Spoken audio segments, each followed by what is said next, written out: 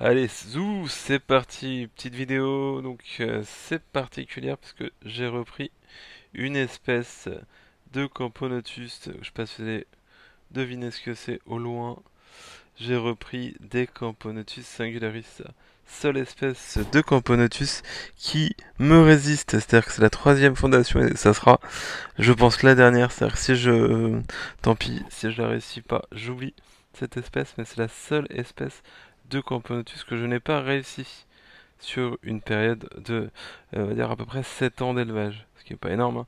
Mais j'ai eu à peu près 100 espèces de Camponotus à peu près, hein, sur la période de 7 ans et j'ai jusqu'à maintenant bien réussi les Camponotus et par contre les Singularis je n'ai pas réussi. J'avais une première fondation qui avait aucun couvain et qui a rien donné, une deuxième fondation que j'avais récupérée chez un éleveur connu, enfin avec de l'expérience, qui avait un petit peu de couvain, mais j'ai gardé 5 mois, et puis la gine est morte du jour au lendemain, et je retente encore une fois grâce à un autre éleveur qui avait quelques fondations depuis quelques mois. Donc l'avantage c'est que normalement c'est bien stabilisé, et c'est vraiment une de mes Camponotus préférées, mais effectivement elle m'a beaucoup grisé. Donc là je vais les mettre à la lumière, j'espère qu'on va bien les voir sur la vidéo. Et on peut voir que c'est vraiment une espèce terrible. Donc là, on peut voir que la gine, elle fait plus de 2 cm, hein. C'est une belle espèce. Et j'ai décidé de les mettre dans un nid. Alors je vais éviter de bouger, hein, dans un nid en BC, dans une cuve, les élever en terra carrément. Parce que c'est une espèce qui a besoin d'humidité et de sec. Donc elle aura une, euh, une humidité dans l'air de chasse et en bas dans les premières galeries, vous voyez que c'est bien humide. Quand on vaporise, c'est absorbé et c'est surtout les premières galeries qui vont prendre en humidité et la deuxième partie où est la colonie, où il y a de l'humidité aussi, mais c'est quand même beaucoup plus sec.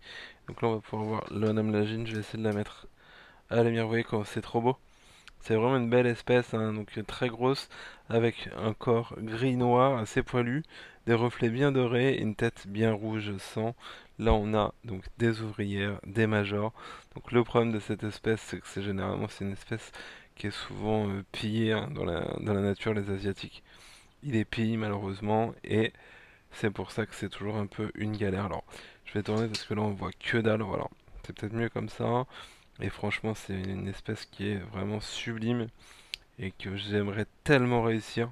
Donc dernière tentative, donc vous allez pouvoir suivre leur évolution et malheureusement si je n'y arrive pas, je vous le dirai, mais ça restera Smolène Camponotus pour moi qu'il est impossible d'élever. Alors à savoir que c'est possible, hein, puisque je connais déjà 2 personnes qui ont des colonies établies, donc notamment une, donc même les deux, il y en a une qui est très connue, donc on a la fourmi gauloise qui a maintenant une belle fondation de quasiment plusieurs centaines d'ouvrières, et il y a aussi le collègue Antoine qui lui a une colonie, ça va faire 2 ans, 3 ans, peut-être même 4 ans, où il y a plusieurs centaines d'individus et ça se développe très bien. Donc franchement, cette espèce-là, j'ai l'impression que ça stresse quand même pas mal et qu'il y a aussi un grand facteur chance avec la gine. Il faut espérer tomber sur une bonne gine parce qu'en général, comme c'est des grosses espèces, ça voyage très mal et du coup, en général, elle meurt assez vite. Donc là, on verra pour celle-ci.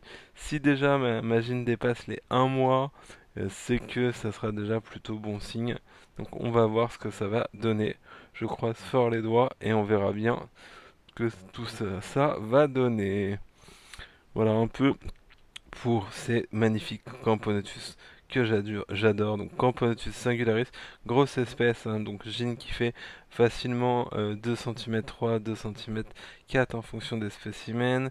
Ça provient d'Asie, on en trouve également en Thaïlande et c'est une espèce qui a besoin d'humidité et qui mange donc des insectes et des liquides sucrés quand elles sont en fondation, et ça je l'avais observé et je ne suis pas le seul, mais je pense que d'autres éleveurs pourront vous le confirmer également. C'est une espèce qui est bien charognard, c'est-à-dire que quand vous mettez des insectes fraîchement tués, elles vont pas les consommer tout de suite, elles vont les consommer plutôt un jour, 2 jours après. Voilà, donc c'est une espèce, je pense, dans la nature qui est assez opportuniste, qui est arboricole et qu'on retrouve souvent dans du bois humide en fait, dans les corps d'arbres, hein, tout simplement. Voilà un petit peu pour cette magnifique espèce. Bah, j'espère vraiment pouvoir vous les montrer à nouveau, puis que ça se passe bien, que ça se développe. Voilà, merci de m'avoir suivi, salut et ciao.